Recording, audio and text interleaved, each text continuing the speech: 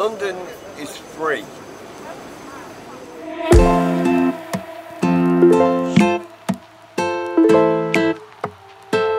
Ok, donc en fait j'ai trouvé ce que je vais faire, c'est... Bon, c'est dur à dire, on voit du bending ici. On va faire une dernière fois.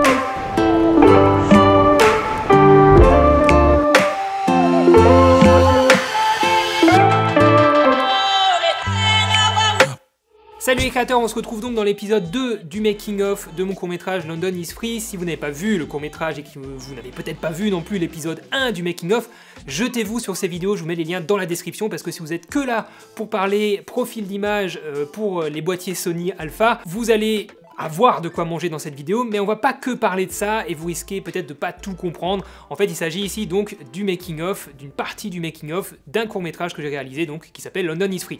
Je vous avais promis donc dans l'épisode 1 du making-of qu'on allait parler donc du profil d'image que j'ai utilisé pour filmer de nuit sur mon Sony A7 III, profil d'image qui est aussi applicable à l'A7R3, à la 6500, la 6300 et d'autres boîtiers Alpha de chez Sony. Et on va aussi parler un petit peu étalonnage, je vous donnerai aussi des conseils et je vous ferai un retour d'expérience par rapport à certains points que je trouve importants, les choses que j'ai appris en fait en réalisant ce court-métrage. Par contre, je vous avais dit dans le making of 1 de me poser vos questions en commentaire pour que j'y réponde donc dans l'épisode 2, donc dans cette vidéo normalement, et il y a un petit peu trop de questions, donc j'y répondrai dans un troisième épisode du making of. Alors on va commencer par parler de musique. La musique que j'ai utilisée pour ce making of vient de la plateforme qui s'appelle Artlist. Alors vous connaissez peut-être Artlist, c'est un concurrent à Epidemic Sound, c'est une des plus grosses plateformes de licence de musique pour vidéo, pour vidéastes qui existe. C'est une plateforme que je n'avais jamais utilisée auparavant et en fait en fouillant sur internet pour trouver la musique qui collait avec ce que j'avais envie de faire avec cette vidéo, avec ce court-métrage, j'ai trouvé mon bonheur sur ce site-là. Et le hasard fait que Artlist m'a contacté il y a quelques semaines seulement pour me proposer un partenariat. Donc en fait, c'était l'occasion parfaite d'accepter puisque j'avais sous la main un projet utilisant une musique de leur plateforme. Donc je leur ai proposé de sponsoriser une partie du making-of. Donc cette vidéo est sponsorisée par Artlist. Et le gros point fort d'Artlist par rapport à d'autres plateformes, c'est qu'ils proposent un prix unique en fait pour une utilisation illimitée de toute leur bibliothèque de sons pour n'importe quel usage. Donc en gros, ce qu'il faut retenir de cette plateforme-là, c'est que déjà vous allez pouvoir fouiller dans des dizaines de milliers de sons de tout type, de tout genre, de toute catégorie pour n'importe quel besoin. Donc ça déjà c'est super et c'est un petit peu la même chose sur n'importe quelle plateforme. Par contre donc Artlist, leur spécificité c'est que vous payez une fois à l'année 199 $, donc ça fait à peu près 16,60 € par mois, et vous avez ainsi un accès, comme je disais tout à l'heure, illimité à l'ensemble des musiques du site pour votre utilisation personnelle, mais aussi commerciale. Donc si vous vendez vos prestations vidéo, vous pouvez utiliser les musiques d'Artlist sans aucun problème une fois que vous payez cet abonnement. Donc pas besoin de licence supplémentaire pour votre client pour une utilisation commerciale. Donc ça déjà c'est pas mal du tout, et forcément, vous pouvez utiliser ces musiques aussi sur votre chaîne YouTube si vous avez une chaîne YouTube. Et ce qui est important aussi à comprendre avec un site comme ça qui vous propose de télécharger des musiques en payant un abonnement, si vous rompez cet abonnement au bout d'un an par exemple, vous pouvez toujours garder les musiques que vous avez téléchargées et vous pouvez continuer à les utiliser parce qu'en fait, une fois que vous les avez téléchargées, vous pouvez les télécharger autant de fois que vous voulez pendant que vous avez un abonnement, vous pouvez ensuite les utiliser à vie. Vous avez un droit d'utilisation à vie sur ces musiques. Donc ça, c'est pas mal du tout. Vous pouvez télécharger comme des porcs pendant un an et ensuite fermer votre abonnement et garder ces musiques. Bon, c'est pas forcément cool comme façon de faire, mais vous pouvez le faire. Bref, en gros, rapport qualité-prix, on est très bien placé, 199 $ par an pour un nombre de musiques illimité, pour une utilisation illimitée à vie, c'est quand même pas mal. Et donc l'avantage de ce type de partenariat pour vous, c'est que vous bénéficiez de 2 mois gratuits en vous abonnant en utilisant le lien qu'il y a dans la description. Voilà, lien forcément qui est un lien affilié, c'est-à-dire que je touche une commission pour chaque nouvel abonnement, et cet argent me sert donc à développer de nouveaux projets sur ma chaîne YouTube, vous le savez, et à payer des gens qui me permettent de réaliser par exemple des making-of comme celui que vous êtes en train de regarder. Alors la musique que j'ai utilisée s'appelle Family, elle est de Josh Leek, je ne connaissais pas l'artiste avant et je ne savais même pas quelle musique j'allais utiliser en fait lorsque j'ai commencé à filmer. J'avais une petite idée, même une idée assez précise en fait de quel type de musique je voulais quelque chose d'assez calme, d'assez doux en fait, d'un peu cinématique. En gros quand je dis cinématique, c'est-à-dire qui commence doucement et qui s'accélère un petit peu avant de se finir de façon calme. Donc en gros l'idée pour moi c'était donc de commencer par une première partie, à peu près la moitié de la musique, de façon calme, pour poser l'ambiance de la vidéo et commencer à décrire un petit peu mon sujet, présenter mon sujet. Ensuite, passer sur une petite accélération du rythme pour créer un petit dynamisme et reprendre un petit peu d'attention auprès du spectateur, et enfin passer sur une accélération beaucoup plus franche, beaucoup plus vive du rythme de la musique et donc de la vidéo pour encore plus réveiller le spectateur et l'emmener avec moi dans la suite de mon récit pour enfin finir sur une note beaucoup plus calme, beaucoup plus douce pour tenter de faire ressortir des émotions.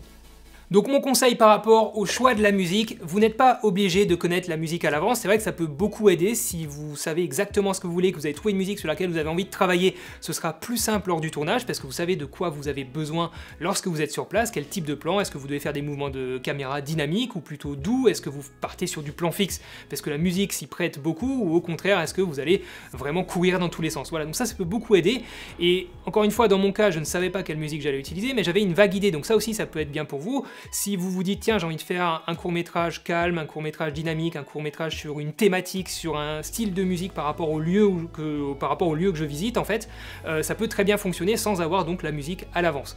Choisir une musique totalement à la fin du tournage, c'est pas forcément ce que je vous recommande, je vous conseille vraiment de faire des recherches pendant que vous filmez ou avant que vous filmez, c'est encore mieux, pour vraiment filmer en fonction de cette musique comme je viens de vous le dire. Je vous laisse maintenant avec le Olivier du passé, le Olivier d'il y a 3 jours qui vous parle donc profil d'image, étalonnage, conseils et retour d'expérience sur ce tournage. La transition va être un petit peu bizarre, mais c'est pas grave.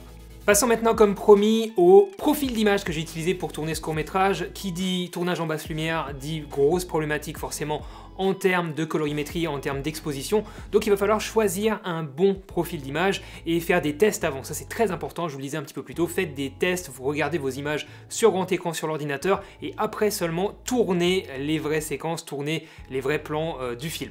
Donc pour choisir ce profil d'image, le paramétrer, j'ai fait pas mal de tests par moi-même et j'ai aussi un petit peu regardé ce qui se faisait sur internet et je suis tombé sur une vidéo de Make Art Now. Si vous êtes sur du Sony Alpha, vous avez sans doute déjà dû tomber sur cette chaîne-là. Dans cette vidéo que je vous mets en description, qui est très intéressante comme le reste de la chaîne YouTube, vous avez pas mal de tests qui sont faits, des comparatifs qui sont faits pour des profils d'image, donc pour filmer de nuit.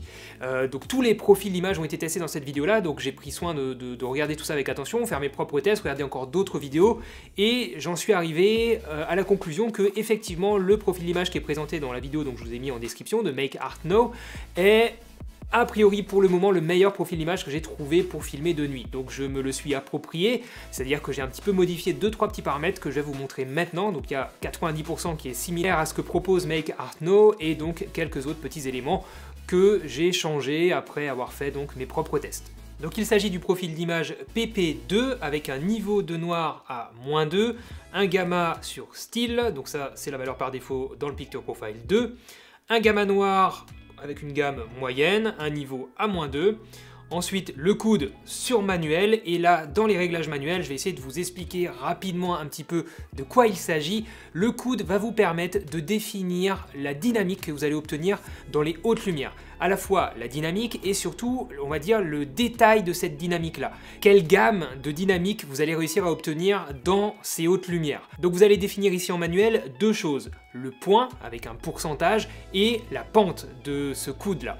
Donc le point, il va être situé plus ou moins haut, et c'est lui qui définit où va débuter votre coude, donc où va débuter votre compression des hautes lumières, votre dégradé des hautes lumières jusqu'au blanc, 100% blanc. Et toute la puissance ici de pouvoir paramétrer soi-même son coude en manuel, ça va être de pouvoir définir si on souhaite plutôt une image en sortie de boîtier qui va avoir des hautes lumières rapidement cramé, en fait très contrasté, mais avec une plus grande douceur et un meilleur détail, ou à l'opposé, essayer d'étendre notre dynamique, donc pouvoir aller plus loin dans les hautes lumières, mais cette fois-ci en faisant peut-être apparaître un petit peu de bending, un petit peu d'escalier en fait de compression dans les dégradés des hautes lumières. Je sais pas si je me fais bien comprendre, mais je pense qu'on en parlera plus en détail dans une vidéo dédiée donc sur les profils d'image. Je sais, j'en ai parlé il y a bientôt 1 an. J'espère toujours pouvoir faire cette vidéo avec Albert.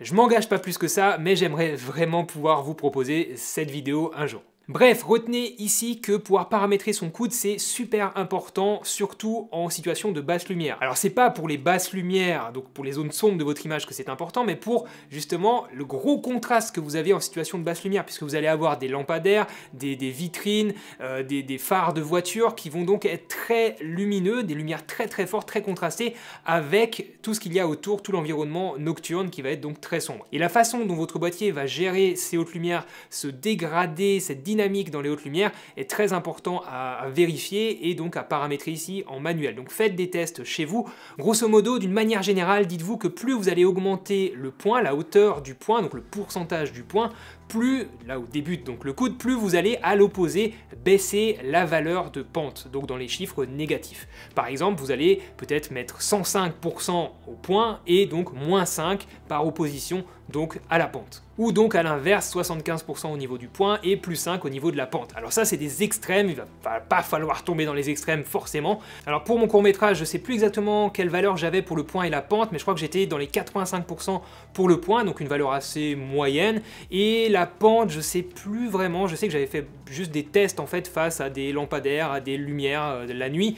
J'avais fait plusieurs plans comme ça pour voir un petit peu les différences, m'approprier ces différences-là et savoir ce que je voulais comme rendu final, vers quoi je voulais tendre pour l'étalonnage, la colorimétrie, le rendu global de mon film au final. C'est là que vous allez choisir à quoi va ressembler l'étalonnage de votre vidéo.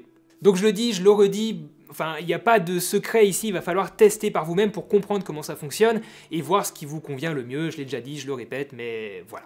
Passons à la suite, du coup le mode couleur, je suis passé sur Pro, la saturation à -4, alors je pense que j'aurais pu aller dans les -7, -8 parce que j'ai désaturé mon image après en post-traitement à l'étalonnage sur Premiere Pro. Face couleur, j'ai touché à rien, profondeur de couleur non plus, les détails à -7 puisque j'ai préféré effectivement avoir une image en sortie de boîtier qui soit douce, qui soit pas en tout cas trop détaillée pour pouvoir avoir la liberté d'ajouter ou non du détail après en post-traitement. Donc j'en ai effectivement ajouté sur certains plans, voire quasiment tous, grâce à l'effet accentuation de Premiere Pro tout simplement. Je vous l'ai dit un petit peu plus tôt, j'ai réalisé tout l'étalonnage du court-métrage directement sur Premiere Pro.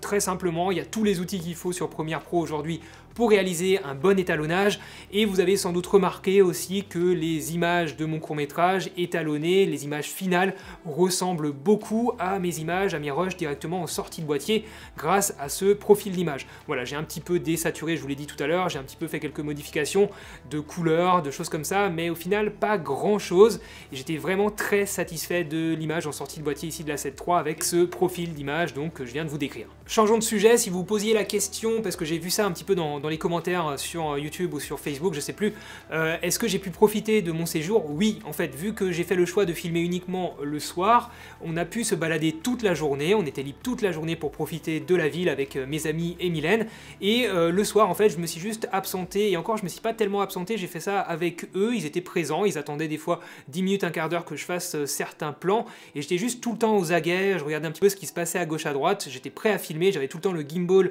à la main, allumé, prêt à shooter avec le boîtier dessus, bref j'étais tout le temps aux aguets et c'est ce qui a facilité beaucoup de choses en fait et ça c'est une autre leçon que je tire de cette expérience de tournage et que j'ai envie de partager avec vous ici. Le gros conseil que j'ai à vous donner c'est n'ayez pas peur de vous balader avec votre matériel. Vraiment, n'ayez pas peur de vous balader avec votre matériel bien visible. Je sais qu'en général, on a tendance à vouloir le cacher parce qu'on a peur de se faire voler, on a peur de déranger peut-être, on a peur des remarques, voilà, on n'ose pas trop avoir son matériel en main, dehors, voilà, surtout quand on a un gros gimbal avec un boîtier dessus, c'est vrai qu'on est très voyant, on n'est pas discret, mais le fait, pour moi, ici, d'avoir fait ça, d'avoir tout le temps eu mon gimbal en main avec le boîtier dessus, le tout allumé, ça m'a permis, en fait, de créer des rencontres, c'est-à-dire que Philippe, je l'ai rencontré comme ça, le couple qui danse au milieu de la rue à Camden, je les ai rencontrés comme ça, en fait, la personne qui joue de l'harmonica également, en fait, ce sont des gens qui m'ont vu avec mon matériel et qui sont venus spontanément à moi et qui ont un peu fait leur intéressant devant la caméra, qui sont venus jouer les stars en fait face à la caméra. Alors pour Philippe en l'occurrence c'était juste l'occasion rêvée, alors faut savoir qu'au début je l'ai laissé passer en fait et j'ai pas tout de suite réagi et 30 secondes après, avec Mylène, on s'est dit mais attends, c'était l'occasion d'avoir justement cette voix off que tu cherchais, que je cherchais, et du coup je lui ai couru après pour justement lui donner la parole, lui proposer de vraiment être filmé. L'appareil photo, la caméra, est vraiment un élément qui permet, un élément social en fait, qui permet d'aller à la rencontre des gens et que les gens surtout viennent à vous. Donc n'ayez pas peur, c'est la grande leçon de ce court-métrage pour moi, n'ayez pas peur de vous balader avec votre matos bien voyant. Alors pour compléter cette réflexion-là, je m'étais aussi dit peut-être que le fait que je sois en Angleterre et qu'il y ait cette mentalité anglo-saxonne qui est très ouverte, qui est très humaine, qui est beaucoup dans le partage et dans le dialogue, a aidé aussi à provoquer ces rencontres et à créer ces contacts-là.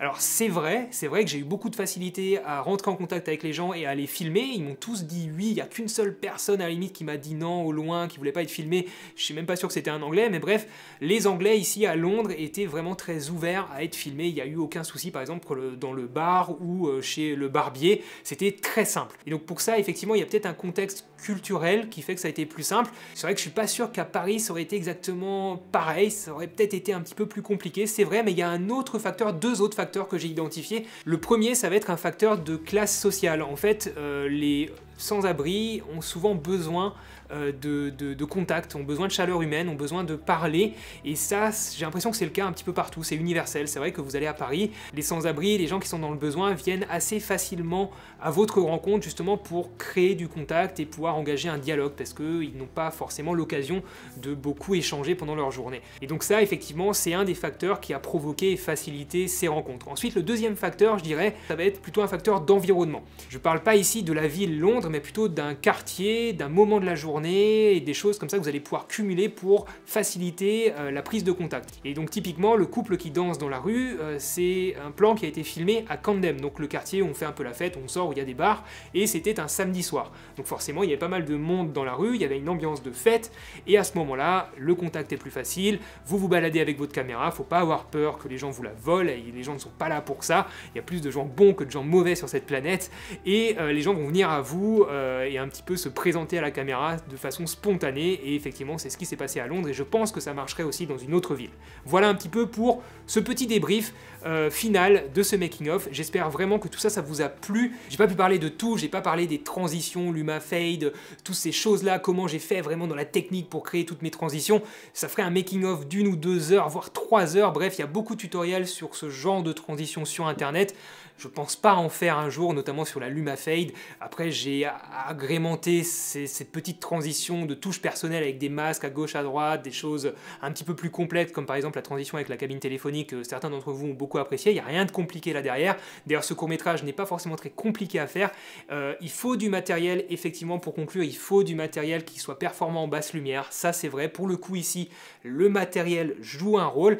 Vous n'êtes pas obligé de partir sur du matos aussi cher que le mien, mais avoir un objectif lumineux, c'est presque indispensable, non c'est indispensable, et avoir un boîtier qui se débrouille bien en basse lumière et sur lequel vous pouvez paramétrer votre profil d'image comme je vous ai montré tout à l'heure, c'est indispensable aussi. Voilà, donc effectivement le matériel ici est un petit peu important, j'aime pas dire ça, mais c'est vrai. Pour le reste, ça s'apprend, vous inquiétez pas, si votre but c'est de réaliser un court-métrage comme celui-ci, vous pouvez y arriver, il va juste falloir s'entraîner, se tromper, recommencer, recommencer, et au final vous allez y arriver, il n'y a aucun souci, ayez confiance en vous, en votre matériel, et partez déjà sur un court-métrage en journée, ce sera plus simple. Voilà, j'espère que ce making-of vous a plu, en tout cas j'espère avoir réussi ce challenge de partir en voyage avec un seul objectif et un seul boîtier. Dites-moi ce que vous en pensez dans les commentaires, remerciez énormément Mylène s'il vous plaît qui vous a filmé ce making of, et c'était pas facile pour elle de me suivre sous la pluie, dans le froid pour filmer toutes ces images là. Ça donne un making of riche, je l'espère, et j'espère encore une fois que ça vous a plu. J'ai été énormément touché par tous vos commentaires sur ce court métrage. Je pensais pas qu'il y aurait un tel engouement autour de cette vidéo là, j'avais peur de sortir cette vidéo parce que je savais que ça faisait pas mal de temps que j'avais pas sorti de court-métrage et que vous m'attendiez au tournant un petit peu, donc je suis ravi que ça vous ait plu, et encore merci du fond du cœur pour tous vos messages, vos partages en story, ça m'a beaucoup touché et fait plaisir, et ça me motive à vous proposer d'autres courts-métrages, d'autres making-of, donc pour ça merci.